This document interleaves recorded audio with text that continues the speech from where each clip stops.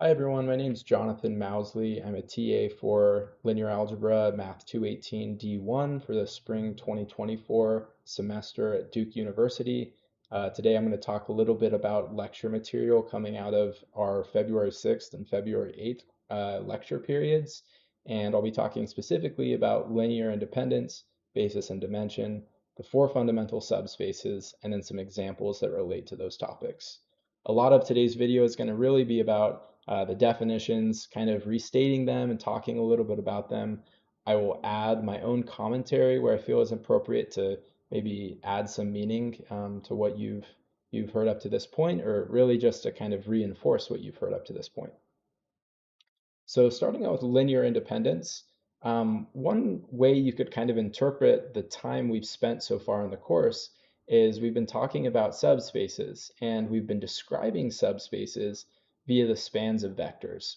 So a natural question then is, could I figure out a way to make that descriptor, the set of vectors, as simple as possible? So that's really what we're starting to lean towards when we're talking about linear independence. We want to study subspaces and we want to describe them as simply as possible. So that motivates the following idea. So a set of vectors v1 through vn is linearly independent if the only scalars ci that satisfy c1 v1 plus c2 v2 all the way up to cn vn equals 0 are ci equals 0 for all I. So that's a lot of talk. Really, the idea here is I'm saying that a set of vectors is going to be linearly independent if and only if I can get a linear combination out of those vectors to equal 0. That means that I had to take in a trivial linear combination. So let me say it this way in the language of null spaces. So if I want to know whether a set of vectors is linearly independent, I'm going to take those vectors and put them into a matrix as columns.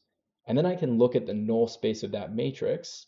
And if the null space of that matrix is trivial, in other words, only the zero vector, then that set of vectors is linearly independent. So that's another way of thinking about this definition. They're exactly equivalent to one another, but sometimes just thinking about matrix and null spaces helps a little bit digesting this.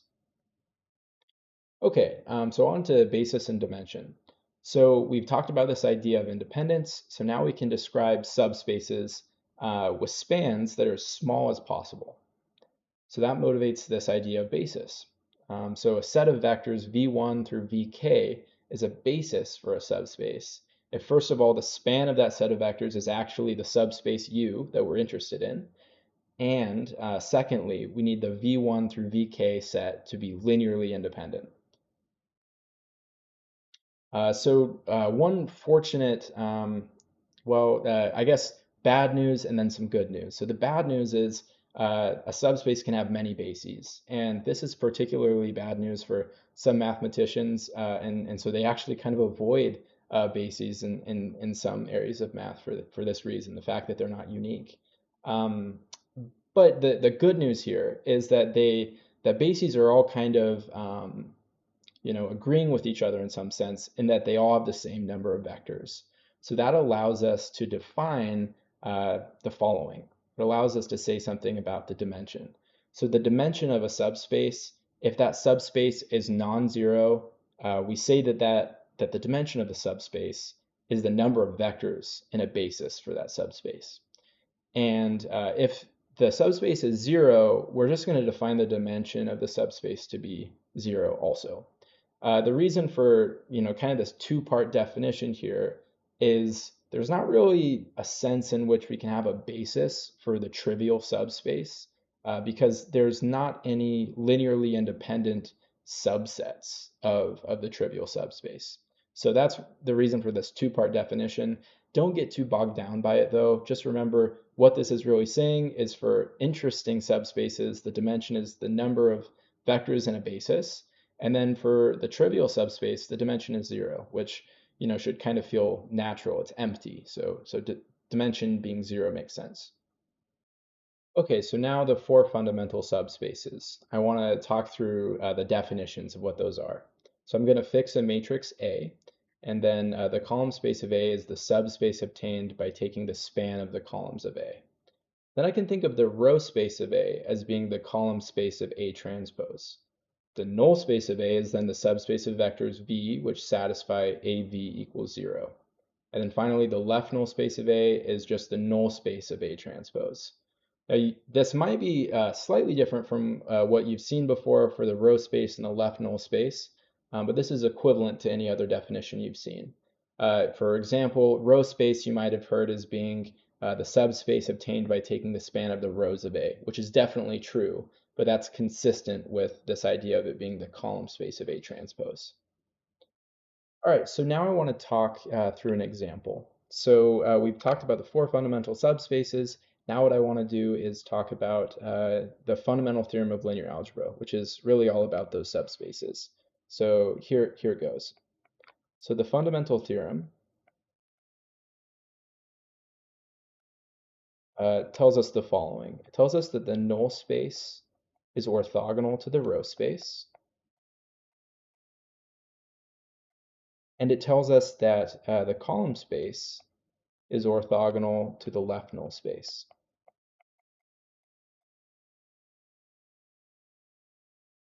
So as a consequence of this, the idea here is when you have knowledge about the null space, in some sense you gain knowledge about the row space and vice versa. Or if you have knowledge about the column space, you somehow gain knowledge about the left null space. So one way we can realize this specifically is if we're talking about A being an m by n matrix, well, the null space of A and the row space of A, they are going to live inside of Rn. I mean to say subspaces of Rn. And then the column space of A and the left null space of A, they live inside Rm. So as a consequence of this fundamental theorem, it's really telling us that the dimension of the null space of A plus the column space, or excuse me, plus the dimension of the row space of A is equal to n. And then similarly, the dimension of the column space of A plus the dimension of the left null space of A is equal to m. Okay, so we will use that all of the time in this course, so keep that logged away for future use. Okay, so now I want to actually show you why the null space is orthogonal to the row space. And from knowing that, you can actually conclude the same for the column space and the left null space by just replacing, in our argument, A with A transpose. Okay, so let's look at null space orthogonal to row space. So what I'm going to do here is I'm going to take an arbitrary vector v in the null space of A, and then I'll take a vector w in the row space of A. And if v is in the null space of A, that means that AV is equal to 0. And if w is in the column space of A transpose, or the row space of A, it's a linear combination of the columns of A transpose. So I could actually say that w is equal to A times w prime for some w prime. Because remember, when I take a vector and I multiply it by a matrix, on the right of that matrix, that's just giving me a linear combination of the columns. And actually, sorry, I meant to say A transpose there, because we're talking about a linear combination of the columns of A transpose, or in other words, the rows of A. Okay, so there we have it. We have some information about V and W. And now what I want to consider is W transpose times V. I want to see that this is equal to 0, and then I'll be able to conclude that the null space is orthogonal to the row space. So I'm going to substitute in what I know about W, and that's that A transpose times W prime is equal to W, and then I will multiply it by V. So I have a transpose of a product, so that becomes W prime transpose times A, because A transpose transpose is just A, and this is multiplied by V. But I know that A times V is equal to 0. So then from here, I can conclude that this is just W prime transpose times the 0 vector, which is 0. So that enables me to conclude that the null space of A is orthogonal to the row space of A. And again, that's because I just chose V and W to be arbitrary. So this works for any V and W that I choose out of the spaces. Okay, now on to our final example of today's video. So now what I want to do is find a basis for the column space and a basis for the null space of this matrix here. So we have talked about column space and null space quite a bit, leading up even to this week of courses. So it's not exactly, or excuse me, this week of classes. So it's not exactly new stuff, but what is new is this idea of a basis. So what I want to do here is first find vectors in the null space. So if you remember, what I could do here is I could take this matrix A and I could augment it with the 0 vector. So I'll do that.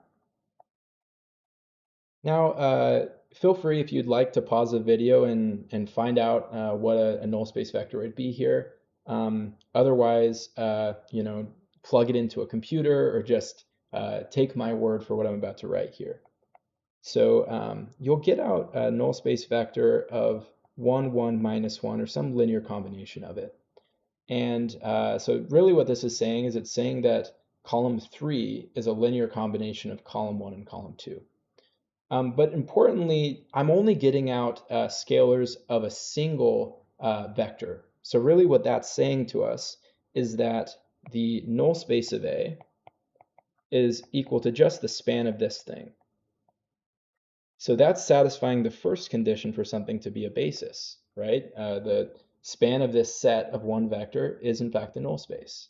But actually this set containing just a single vector is also linearly independent. And that's because it's a single non-zero vector. So actually this is a basis for the null space of A.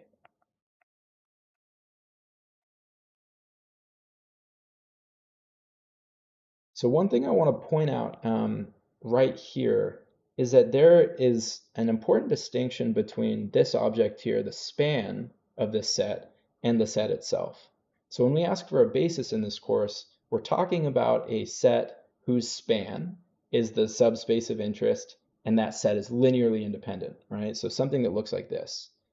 And that is, again, distinct from this object. So avoid trying to use these interchangeably.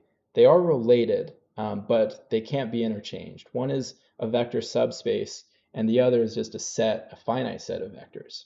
So keep that in mind. Okay, so now we've answered the question as to finding a basis for the null space, but now the column space is next. So if you remember from this fundamental theorem before, basically what we learn is that the dimension of the null space plus the dimension of the row space is equal to the number of columns of our matrix. And so here our number of columns is 3. Okay, so then that allows us to conclude, since I know that the dimension of the null space is 1 from the above, that the dimension of the column space of A transpose, or the dimension of the row space, is equal to 2.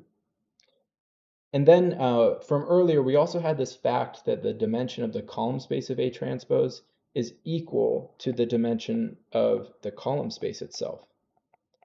So what we know now is we're in search of two linearly independent vectors that live inside the column space of A. So actually what we can do here is we can choose any two we like. So for example, I could choose this one and this one, or I could choose this one and this one, second and third. That's kind of a fortunate thing here, because actually, if you take a look at this matrix and you choose any two vectors, they're going to be linearly independent from another as long as they're different vectors. And that's just a specific consequence of this particular matrix. But really the idea is once I know I'm in search of two, I can choose any two that I want that are linearly independent from one another. So in conclusion, I can select 1, 3, 1, 0, for example, and 0, negative 1, 4, 3. And that would be a basis. So is a basis for the column space of A. Again, remember the span of this thing is different from the set itself.